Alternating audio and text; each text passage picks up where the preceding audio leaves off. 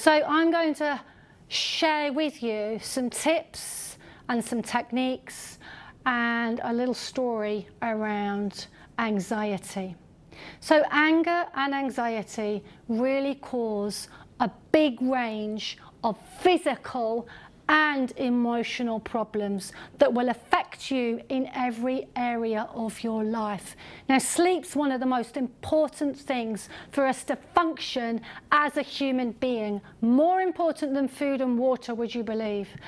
And feeling anxious, experiencing uncontrolled anger can lead to very poor sleep. We've mentioned this before, those negative thoughts that just don't stop. They just loop round and round and round and round again. These racing thoughts that go round are often, subject to us feeling that anxiousness. So these are, we can have, serious or mild stomach and bowel issues where you're having to, take drugs. IBS is one of the most common bowel issues that is related to anxiety. In fact, what goes on in the gut is directly related to the mind, and that's because the hormones that are produced when you're feeling anxious are actually produced in the stomach. And I think this is one of the biggest things, is you just can't function normally, right? You really can't do the day-to-day things that you need to be doing and that you want to be doing. So there is a big range of how we experience anxiety, and it can lead to exhaustion, that you're unable to conduct those things that you need to conduct. You can't focus on what you're supposed to be doing. You feel on edge all the time. You just don't know what's going to happen next. It really is an awful feeling. And those feelings of being out of control. And that's what just about everybody comes to me with. They are feeling out of control. So let's just look at anxiety for a moment, because it may not be what you think it is, okay? So anxiety is actually the brain's response to a potential threat. It is the brain responding to a potential threat. Now, the part of the brain I'm talking about is the reptilian brain, the hindbrain. It's a very old brain. It's been around about 250 million years. How long they're not information, I've no idea. But anyway, that's what they tell me. And what this part of the brain does is it responds to anything that you haven't seen before, anything that's uncertain, anything new. It'll respond by fighting, flight or freeze. So you need to fight it off, you need to run away, or you need to freeze. And this response will also happen if you have felt anxious before in that situation. Because what this part of the brain does is it stores all of the situations where there is an emotional response attached to it. So if you felt anxious before in the past, you're going to feel anxious again. It's just making that match and that connection. So anxiety is a perceived threat, right? It is not real. There is no such thing as an anxiety attack. If you look at a terrorist attack, there is a terrorist conducting that attack. But with an anxiety attack, there is no anxiety causing the attack. The symptoms are very real, really real. The palpitations, the racing thoughts, the sweaty palms, you're going weak at your knees. Everybody has very different ways of experiencing anxiety, but these are some of the ways that the body reacts when it believes it's under a threat. But there is no threat there. You can have a full-blown anxiety attack in the shower thinking about what you're going to have for breakfast. How did that work? I wasn't even thinking of anything that could merely make me feel anxious, right? That's because somewhere in your subconscious, that memory has come up again that you're not even aware of, and it has triggered that anxiety, that anxious feeling. And it isn't your fault that you continue to feel anxious. And I'm going to tell you why. So, this reptilian of yours is designed to keep you safe. It doesn't want you to do anything different. It wants you to do the same thing, right? It doesn't want you to put up your prices. It doesn't want you to hit a higher target at work. It doesn't want you to be vulnerable or to be intimate in a different way with your wife or your husband. It doesn't want you to do any of those things. You know, and if you're used to drinking a bottle of wine at night, it wants you to continue to drink a bottle of wine at night. Why? Because that's kept you alive. It knows you're alive. And the basis of all of us is survival, because without survival, we have nothing. So your brain wants to keep you doing exactly the same thing, and it believes you're safe. It doesn't want you to change. So this part of the brain stores the emotional responses that have been attached to a situation. And I'm going to share with you a quick story here just to explain how it works. So a little girl, age 4, walking along with her mum, and is approached by a wild dog. This is as near to the wild dog as I could find. But anyway, this little girl is approached by this wild dog. The mother screams, she's hysterical.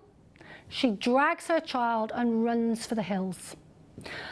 Nobody remembers this memory, not the child and not the mother. All is well and life returns to normal. This 10-year-old little girl grows up, age 10. She sees a 6-week-old Labrador puppy and its eyes aren't even open. And she's terrified. How did that happen? Where did that come from? Because a good old brain here that's keeping her safe wants her to run like the clappers away from this dog because it sees all dogs as a threat. So it doesn't matter what it is, whether it's a dog on television, whether it's a dog in real life, it doesn't matter. It'll respond in exactly the same way. And that's exactly what's happening to you if you feel any form of anxiety. Now the thing is, this response is triggered 0.5 of a second before you're even aware of it. So how can you change something you're not even aware of, right? So the neural network is already triggered. So it's not your fault. But we have got things that we can help you to change this with. And I'm going to share this with you by bringing in Rachel. Rachel is a lovely woman who has been working for the NHS for some time now. She's a fantastic physiotherapist and she loves her job. She's loved it. She's always wanted to be a physio. She set out in life to be a physio and she absolutely loves her job. She came to me not that long ago because she was really suffering from a lot of the symptoms I've just talked about, really, really anxious. And what was going on, the big thing for her is she was feeling really insecure and really uncertain about what was going on, what was happening next, uncertain about her whole life, uncertain that she should be doing what she's doing. She was feeling jittery all the time. She became very nervous very nervous talking to her friends, nervous, dealing with her children. And she really felt she wasn't up to the par at work and was beginning to call in sick. Now, these were alarm bells ringing for Rachel. She didn't know what was going on. So what had happened is COVID, COVID that was the pandemic we're going through, is just a complete thing that's so uncertain. None of us knows when we're going to be let out. None of us knows where this is heading. None of us, it's such an uncertain future for all of us. So COVID had really triggered these feelings inside of Rachel, and she really didn't know what to do about it.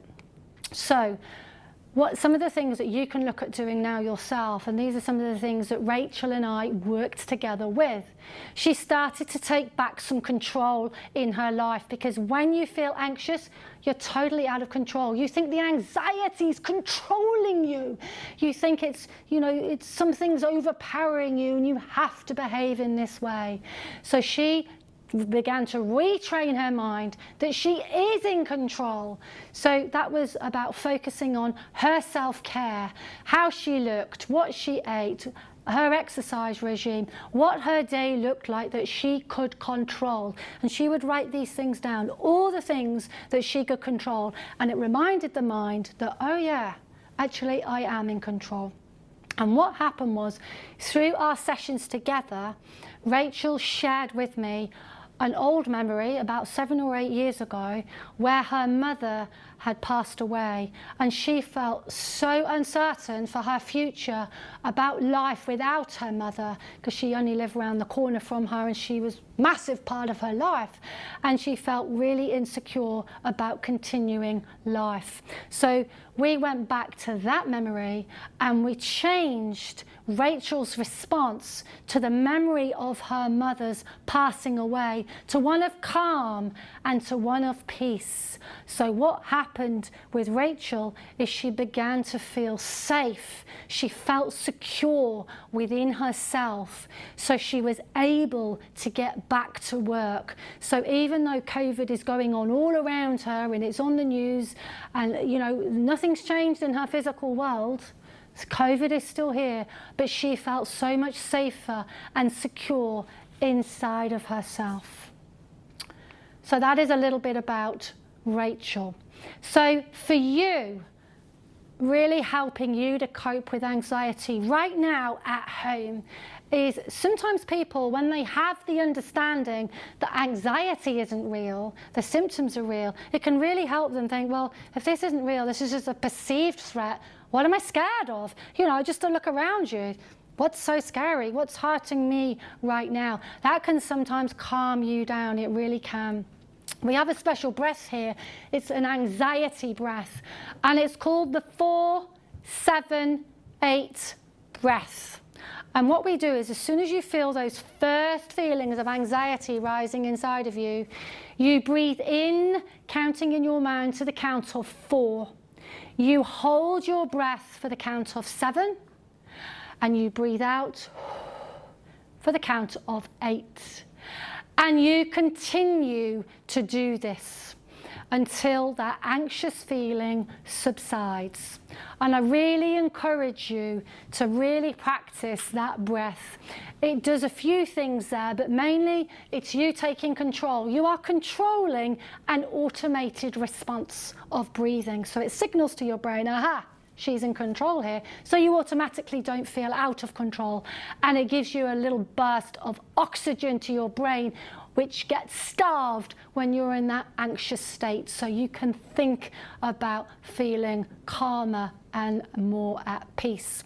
You can use the emergency stop. Practice it. It works brilliantly once it's practiced, because it stops that overthinking. It'll stop those first anxious thoughts and feelings coming to mind. And if you're really suffering, I really encourage you to reach out for help, because anxiety is one of the things that is so changeable, and you don't have to live a life with anxiety. Honestly, it can be a thing of the past. Do not live with anxiety.